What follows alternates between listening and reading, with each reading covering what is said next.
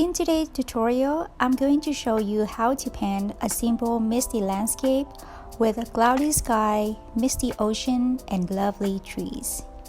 Let's get started.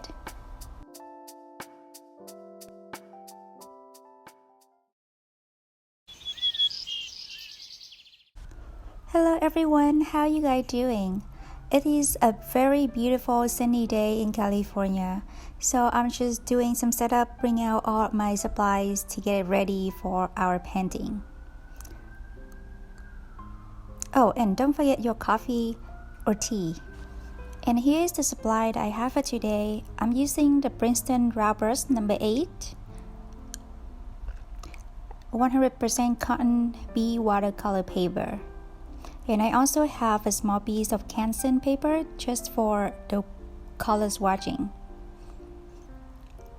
And I also have a little thumbnail sketch that I did before so that I have something to reference.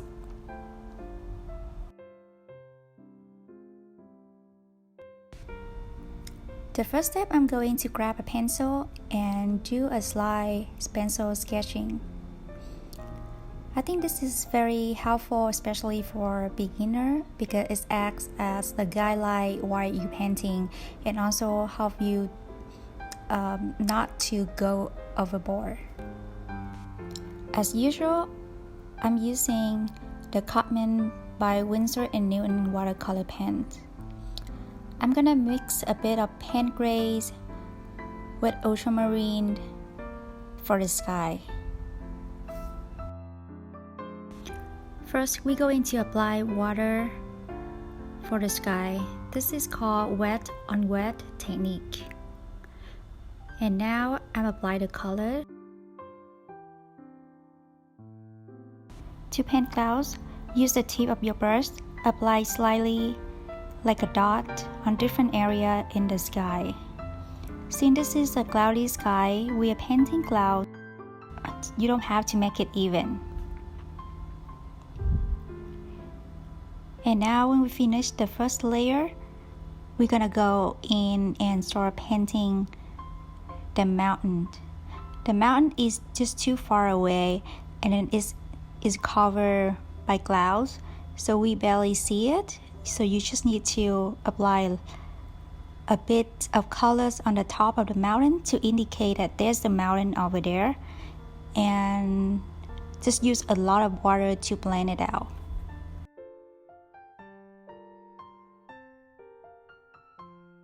When the mountain is done, we're gonna go in and continue with the middle ground, which is the two little islands on two sides. I'm sorry, I don't know if this is the correct way to call it island, but this is all I know for now. So let's just call it island. So what you see is that I'm just randomly splashing different colors on the area and just let them mix together. This is a technique that we call mixing on the paper. By this way, you're gonna have a more vibrant colors and make your painting look more interesting. So basically, I'm just putting the yellow, the ultramarine, because yellow and blue, when they mixing together, they're gonna create green. And the same thing for the island in the other side. So you can see that when you apply the colors, they just mix it together. They just blend it together very nicely. In order to make the blending process go smoothly, you should apply the water first before going with the colors.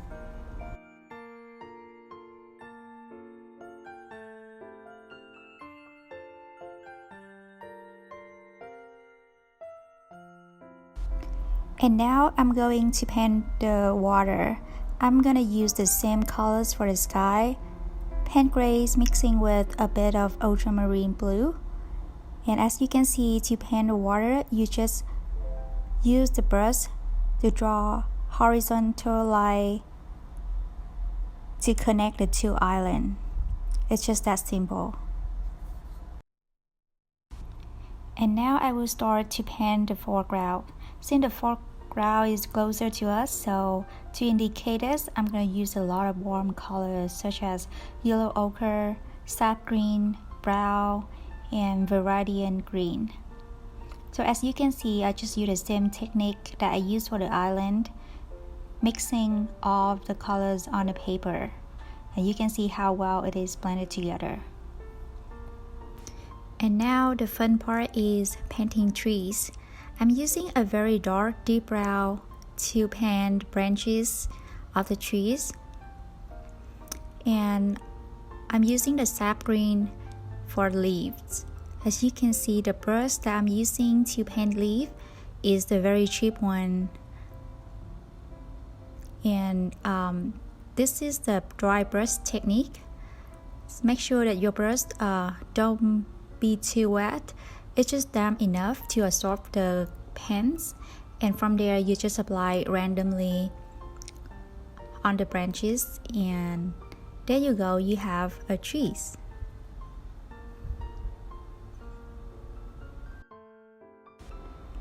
This brush is just so old, and I got it from dollar store, and it's not in a perfect condition anymore. You see that all the bristles are separated, but I find it's very helpful when it comes to painting leaves, and sometimes I use it to paint grasses too.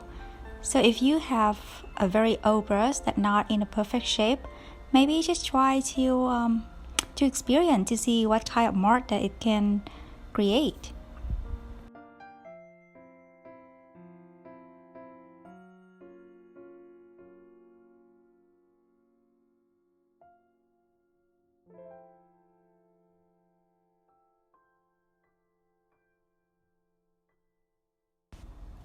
And now I'm just going in add more colors into the island area to indicate grasses, greenery, and to give them more definition.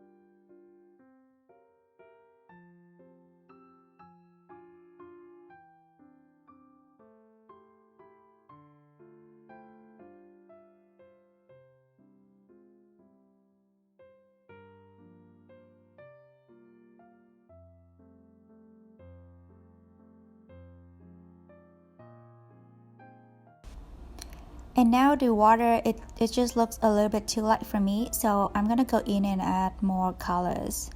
So this is the thing about watercolors, you can always go from light to dark.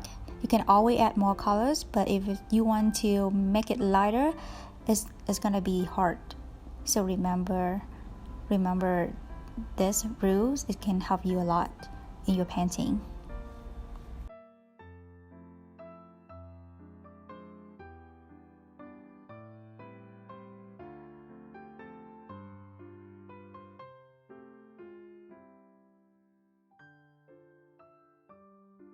To create contrast, I'm mixing a dark green and applying on the leaves.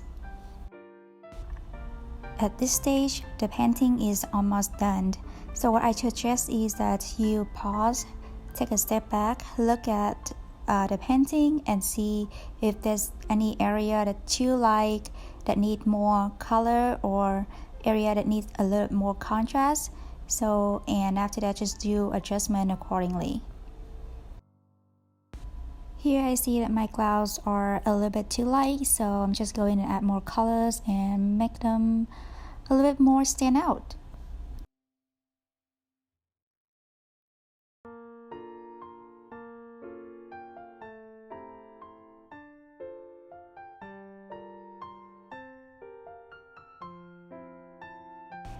And now I'm just using my micro pen to add some lines into the painting.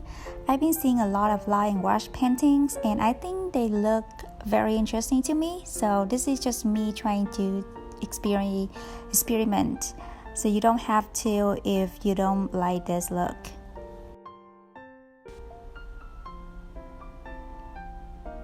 Some light to the ocean to indicate some waves.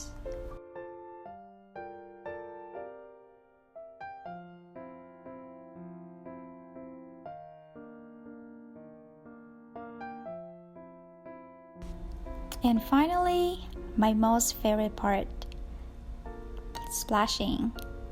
I love to do this in my painting. I think I may overuse it, but I just love the look.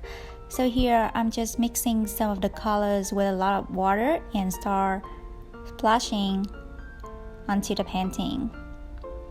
So, it's a misty day, it's cloudy, it's windy, so the leaf just falling off and flying all over the place.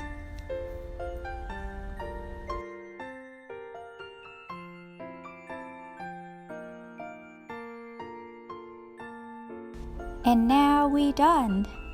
So as you notice, the painting start to buckle because we've been using a lot of water for the painting, and that's normal. I'm gonna show you one of the tips that I do to straighten out the paper. Just grab any thick book in your house and then put the painting inside and wait for a couple of hours. And boom, there you go. You have a very nice straight painting. And finally, I'm going to stick this painting onto a green card. This is very personal stuff. You don't have to follow me because I have hand painted original greeting cards shop. So this is what I'm gonna do with the painting. I use the glue to mount it on the Strathmore greeting cards. This is a bamboo greeting card from Strathmore, and I'm glad that I found it because it feels so good to buy an eco-friendly product.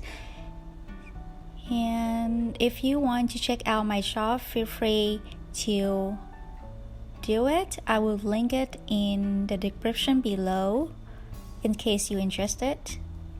And done. The landscape painting is complete. You can have this painting framed and displayed in your house. Alright, I hope this tutorial is helpful and the video help you relax. And if you want to see more content like this, please don't forget to click subscribe and like. It would help me a lot. I put the video every Thursday. So until next time, bye!